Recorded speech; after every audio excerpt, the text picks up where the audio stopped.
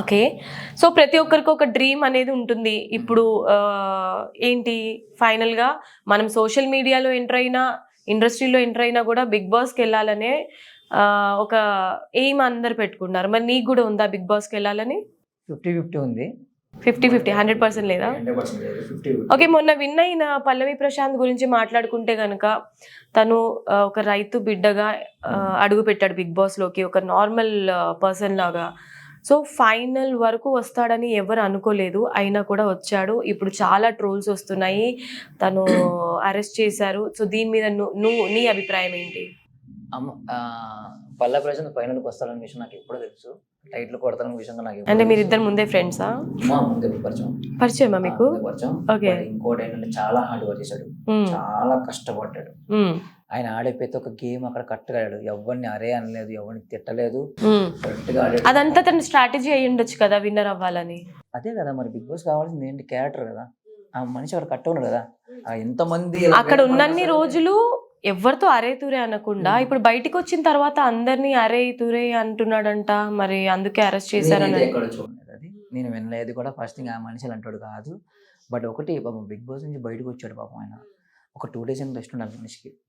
ఇప్పుడు మనం ఇప్పుడు ఒక ఇంటర్వ్యూ గంట చేస్తాం. తర్వాత నీకు కూడా కొద్దిగా రెస్ట్ కావాలి. నాకు రెస్ట్ కావాలి.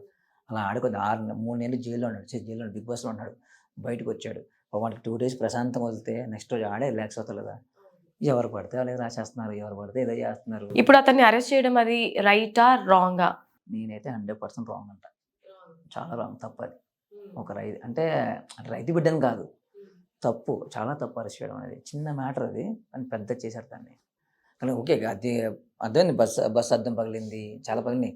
8 బస్సులు అంటున్నారు, కానీ పగిలింది ఒక 2 బస్సులే. కానీ 8 బస్సులు అని చెప్పి మరి అందులో ఉన్న సెలబ్రిటీస్ అందరు ఎవరైతే తనని వ్యతిరేకంగా మాట్లాడారో వాళ్ళందరి కార్ని కూడా పగలగొట్టడం జరిగింది. మరి అదంతా లాసే కదా. ఇప్పుడు ఎవరికైనా ఫ్యామిలీస్ కి ఏదైనా జరుగుంటే ప్రమాదం, అందరు రూడ్ గా బిహేవ్ చేశారు, మిస్బిహేవ్ చేశారు ఫ్యాన్స్ అందరూ అని చెప్పి అరెస్ట్ చేశారు. మరి అది లాసే కదా. ఎగ్జాంపుల్ మీరే ఇప్పుడు సెలబ్రిటీ, ఇప్పుడు యాంకర్ మీరు, నేను మీ అద్దం పగలగొట్టా. ఓకే, నా ఫ్యాన్ ఎవరు మీ అద్దం పగలగొట్టారు.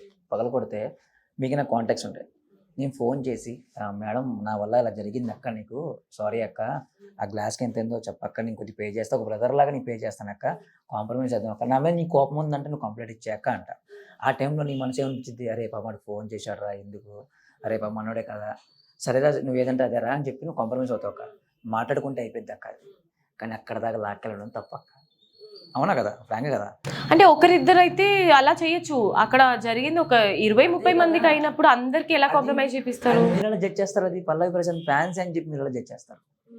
అది పాయింటే కదా. మనం చెప్పలేం కదా ఎవరి ఫ్యాన్స్ అనేది. ఇప్పుడు అమర్దీప్ ఫ్యాన్సా, శోభా గారి ఫ్యాన్సా, వాళ్ళ ఫ్యాన్సా, మనం చెప్పలేము. కానీ బయటకు వచ్చినప్పుడు ఎంతమంది జనాలు ఉన్నారు. ఇప్పుడు ఆ నెల అడుగుతావా నువ్వు ఎవరి ఫ్యాన్, ఎవరి ఫ్యాన్, ఎవరి ఫ్యాన్ అని. ఆడెవడో అద్దం కొట్టినాడు కూడా ధైర్యంగా చెప్తున్నాడు, అమర్దీప్ అద్దం పలుకొట్టింది నేనే అని మనం పట్టుకొని అడగచ్చు కదా. మరి అది అంటాను.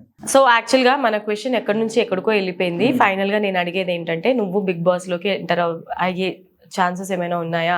నెక్స్ట్ నిన్ను చూడొచ్చా? అదే చెప్తున్నా, 50-50 ఛాన్స్ అని చెప్పిన. ఒకవేళ వాళ్ళు పిలిస్తే, నా ప్రొఫైల్ నచ్చి వాళ్ళు పిలిస్తే నేను వెళ్తా. నువ్వేం రిజెక్ట్ చేయకుండా వెళ్ళిపోతావు? వెళ్ళిపోతా.